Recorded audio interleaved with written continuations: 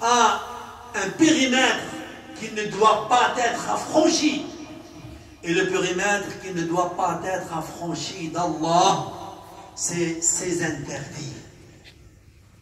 Et j'ai pris le sujet, chers frères, de ce que nous possédons dans ce bas monde.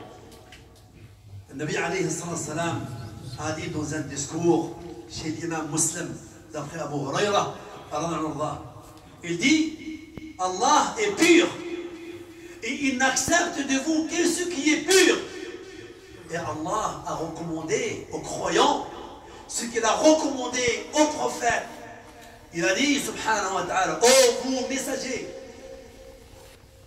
mangez de ce qui est pur et faites des bonnes œuvres. Et il a dit aux croyants, ô vous qui avez cru, mangez des purs de ce que nous vous avons destiné. Et soyez reconnaissants à Allah. Mangez pur, mangez licite, boire licite, gagner de l'argent licite, vivre dans les licites. C'est très important, étant donné qu'à la fin de ces discours, le Nabi alayhi salam a cité l'individu qui voyage et qui émigre et qui prolonge son émigration. Il ne retourne pas dans de courtes délais. Non, il reste de longues délais en immigrant. Et il lève les mains envers le ciel, implorer Allah. Oh Allah, oh Allah, oh Allah. Et il se nourrit illicite. Et il boit illicite. Et il mange illicite. Comment voulez-vous que Allah exauce sa demande? Et le prophète, alayhi salam, il a dit une chair nourrie de ce qui est illicite, c'est l'enfer qu'elle mérite. Et j'ai pris les deux exemples qui font perdre beaucoup de gens et qui perturbent beaucoup de gens et qui causent des dégâts à beaucoup de gens. C'est tout ce qui est alcool et vin et tout ce que tu peux mesurer à ça comme stupéfiants et drogue et ainsi de suite. Allah subhanahu wa ta'ala a dit dans le Saint-Coran, ô vous qui avez cru, sachez que le vin et les jeux et les tirs au hasard, c'est une impureté qui font partie des œuvres du diable. Évitez les dons afin que vous soyez parmi les gagnants. Et aussi, il dit subhanahu wa ta'ala à son prophète dans le Saint-Coran, et on t'interroge à propos du vin, de l'alcool. Dis-leur, il contient une grande péché. Il y a aussi du bien pour les gens. Seulement, le péché est supérieur au bien qu'il peut apporter et causer.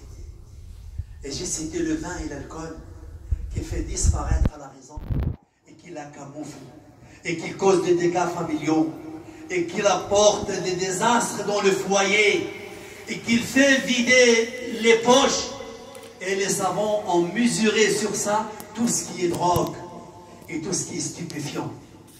Sache, cher bien-aimé, que l'argent que nous gagnons, c'est avec quoi on se nourrit. Et on nourrit nos familles, et on nourrit nos femmes et nos enfants, voire nos parents, et de lesquels on donne des aumônes. Si cet argent n'allait pas ici, rien ne sera accepté. Et tous ceux qui ont été nourris de ça méritent l'enfer. Je m'adresse à la communauté musulmane et à nos enfants, cette jeunesse fragile, livrée à elle-même, tentée par l'amour matériel. Écoutez avec moi, qu'est-ce qu'il a dit notre bien-aimé, le prophète Muhammad sallallahu alayhi wa sallam. Si vous les aimez, il a dit alayhi salatu wa salam, aucun individu, ce pied traverse le pont de l'enfer avant qu'il soit interrogé sur quatre choses. Le pont de l'enfer. Il y a un pont sur l'enfer. La grandeur de l'enfer, elle est inimaginable. La grandeur de l'enfer, elle est supérieure à l'univers dans lequel nous vivons. N'a-t-il pas dit le prophète que le jour de la résurrection, on traînera l'enfer. Il sera entraîné ou il sera traîné par 70 000 anges. 70 000 anges qu'ils vont traîner l'enfer et qu'ils vont le ramener devant Allah. Le pont de l'enfer, il est d'une largeur d'un demi-millimètre. Si je n'exagère pas, sinon peut-être 2/2, parce que le prophète il a dit, c'est comme un épée bien affûtée ou comme une poêle de cheveux. C'est la dimension d'une poêle, c'est la dimension d'un cheveu. La largeur du pont de Jahannam, il est de la dimension d'un cheveu sur lequel les djinns, les démons et les êtres humains traverseront tous, même le prophète, même la famille des prophètes, sallallahu alayhi wa sallam. Et il dit, aucune personne qui se pieux ne décolle sur le pont de l'enfer avant qu'il soit interrogé sur 4 choses. Ces 4 choses, écoutez-les. 3, il nous interroge une seule fois, chaque fois, sur ce 3. Et il nous interroge 2 fois. Il nous interroge sur notre âge. Dans quoi nous l'avons passé? 70 ans, 80 ans, 100 ans, un siècle, plus ou moins. Qu'as-tu fait de toutes ces années? Qu'as-tu fait dans toutes ces années? Et quoi d'autre? Et notre santé, notre corps, de quoi on prend soin? Dans quoi nous l'avons usé? Dans quoi tu as usé? Oh, cher frère, aussi tes joues et le mien, elles sont gonflées. Aujourd'hui, nos muscles, elles sont fortifiés. Aujourd'hui, nos genoux, elles peuvent encore courir. Ne t'inquiète pas, ces joues gonflées tomberont sur tes moustaches. Ces yeux, qu'elles sont si belles et souriantes, le sourcil tombera là-dessus. Le dos, qui est en 90 degrés, il s'inclinera. Ne t'inquiète pas, c'est dans très peu de temps. Le ride, ils vont nous attaquer. Si on y reste, si on ne part pas avant,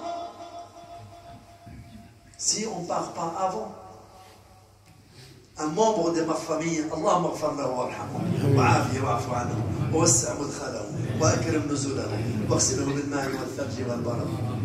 Dans le mariage de sa nièce, la nuit de noces de sa nièce hier, il est décédé au sein de la famille, il n'avait rien.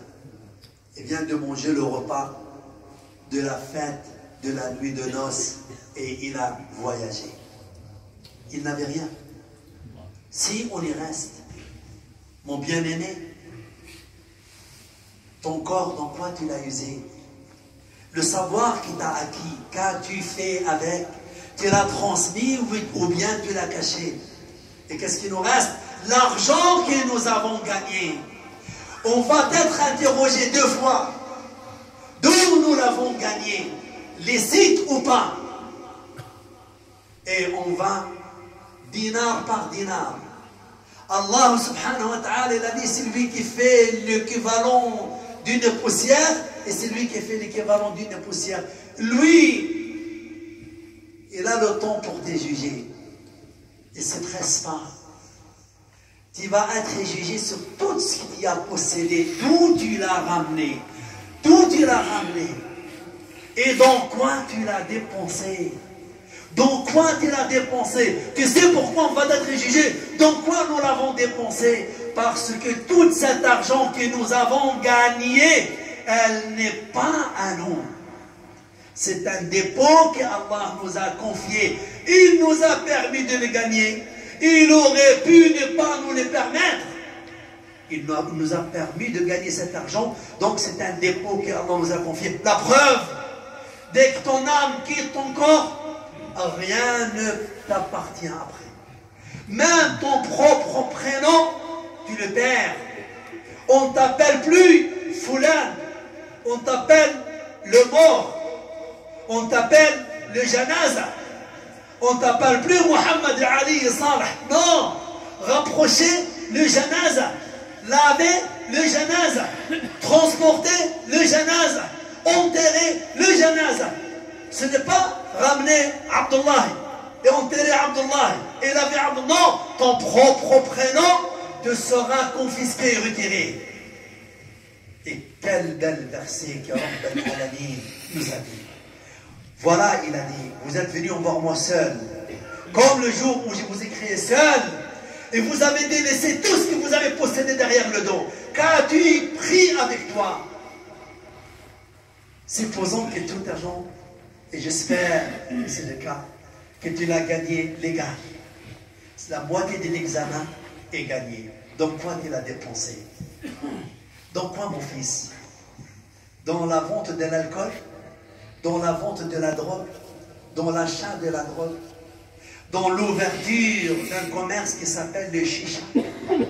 Dans lequel tu penses que voilà, moi je ne veux pas ouvrir un bistrot, ou je ne veux pas ouvrir un bar, je veux ouvrir un chicha? Mon fils, mon frère, mon bien-aimé, au chicha il n'y a pas d'alcool? Au chicha, il n'y a pas de la fornication et de l'adultère, il n'y a pas des filles et garçons qui passent la nuit chez toi. Le chicha est égal à un annexe des discothèques. Chicha égale annexe d'une discothèque. Parce que tout se déroule là-dedans. Mon frère, réfléchis, qu'est-ce que tu gagnes? L'argent que tu gagnes, tu vas te nourrir avec. Tu vas grossir avec. Tu vas grandir ton corps avec. Tu le prépares pour l'enfer. Ton père, tu le nourris, tu lui donnes. Et lui, il ne sait pas. Ta mère, tu lui offres des cadeaux. Elle ne sait pas. Mais ce qui t'a offert à tes parents, c'est une chaîne. C'est une laisse avec laquelle ils vont être tirés avec toi en enfer. Ils vont dire, Ya Rabbi, on n'était pas au courant. Il a dit, c'est le fruit de votre mariage. C'est le fruit de votre éducation. Tu aimes tes parents? Tu aimes la société? Comment tu es la cause de détruire? Ce n'est pas un homme. C'est lui qui t'achète la drogue. Et ce n'est pas lui qui se détruit tout seul. Il détruit sa femme. Il détruit ses enfants. Il détruit ses parents. Il détruit son argent. Il finit avec un overdose dans une cave. Et il meurt comme un chien. C'est qui la cause? La cause, c'est toi qui as pris cet argent. Tu vas me le dire. Oui, mais Cheikh Allah dit, je ne suis pas tout seul. Oui, mon frère, tu n'es pas tout seul. Mais tu es responsable sur toi. Moi, ce que je viens de te dire, je ne pourrais pas t'apprendre la main et dire non, arrête. Je te dis tout simplement, sois vigilant, gagne peu et sois heureux. Ne gagne pas beaucoup et tu es soucieux. Parce que si aujourd'hui tu vends, demain te consommera forcément et tu deviendras dépendant. Et à ce moment-là, si tu es marié, toute la famille est foutue. Si tu n'es pas marié, tu ne te marieras jamais. Et tu seras dans la galère. Et tu meurs comme un chien.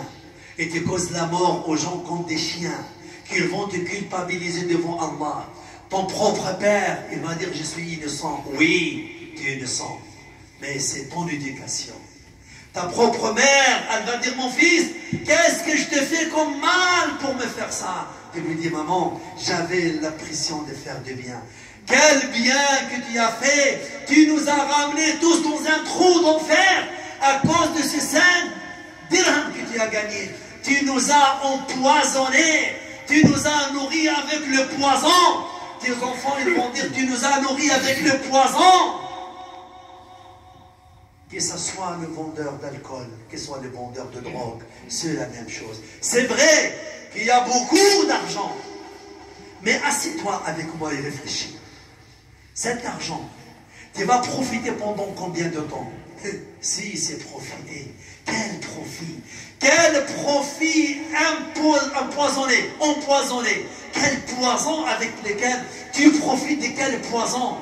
Pauvre malheureux, assieds-toi avec toi. Ne dis pas j'ai 20 ans. Celui qui a 20 ans, il peut faire une crise cardiaque et il meurt. Et moi, je vous fais une proposition pour clôturer le repas.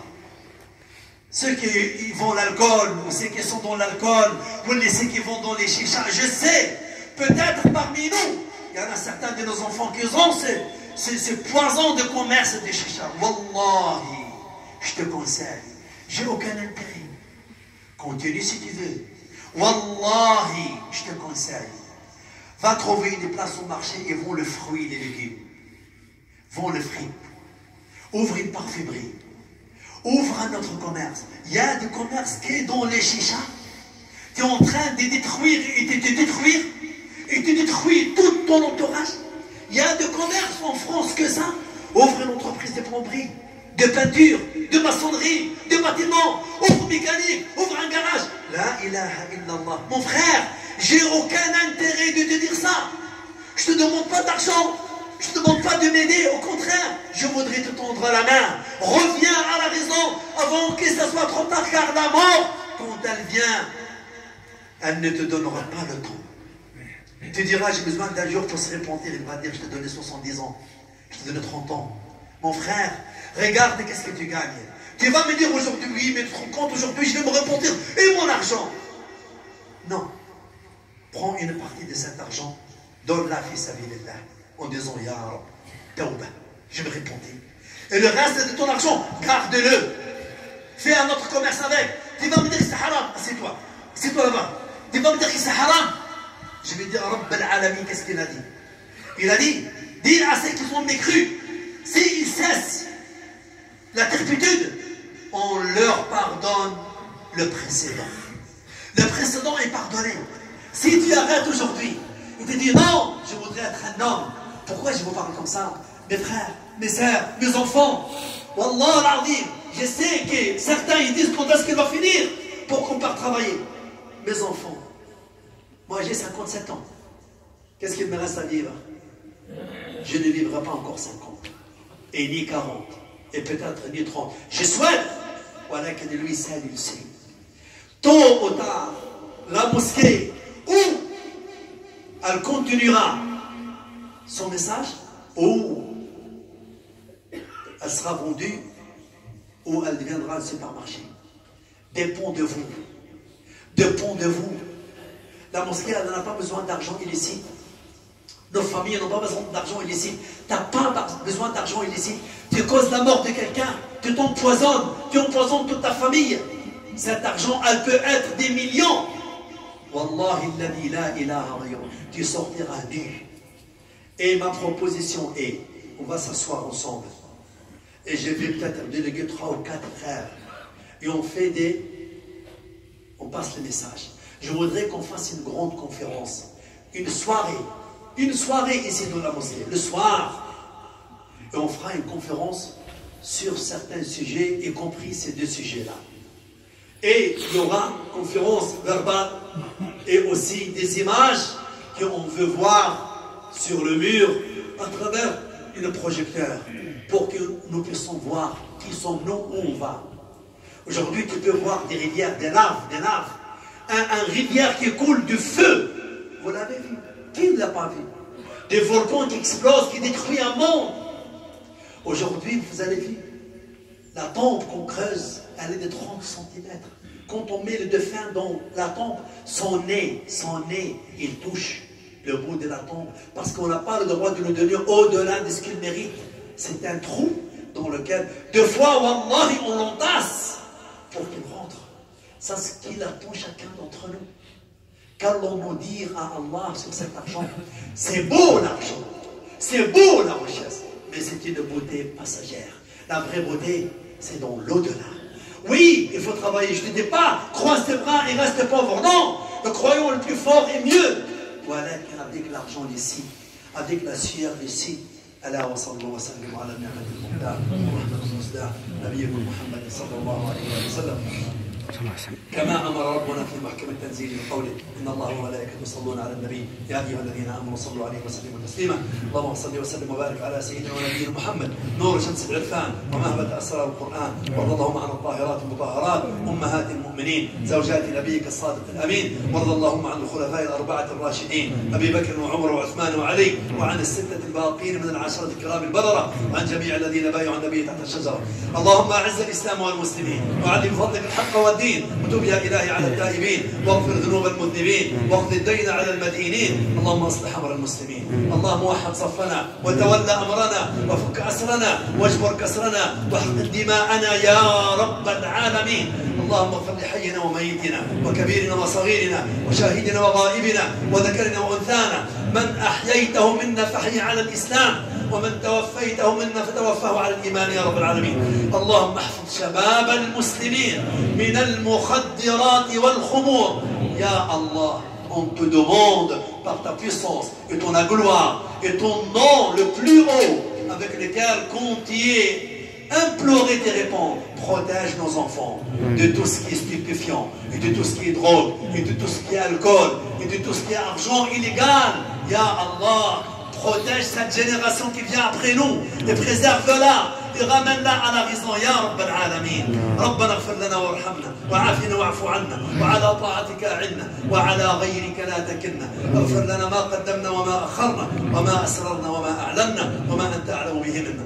أحد أخواتنا عندها بنات وجاءت بصدقة للمسجد قالت يا إخواني ادعوا لي البنات والأسرة بالنجاح اللهم اصلح بناتها اللهم بارك فيهن وعليهن اللهم احفظها واحفظ بناتها واحفظ بيتها اللهم بارك في مدها وصاعها أعطها ولا تحرمها واكرمها ولا تهنها وزدها ولا تنقصها اللهم أصلح لها ذريتها اللهم أصلح لها بناتها اللهم تب عليهن يا رب العالمين واجعلهن من الصالحات القانتات البارات المطيعات برحمتك يا ذا الجلال والإكرام. أذكر إخواني بأن شهر أبريل هذا كان العمرة مسجدكم قرر بعد أن مشينا الحمد لله في ديسمبر وفي فيفري كان العمرة مع الأخ شيخ سعيد في أبريل هذا في العطلة المدرسية بتاع أبريل.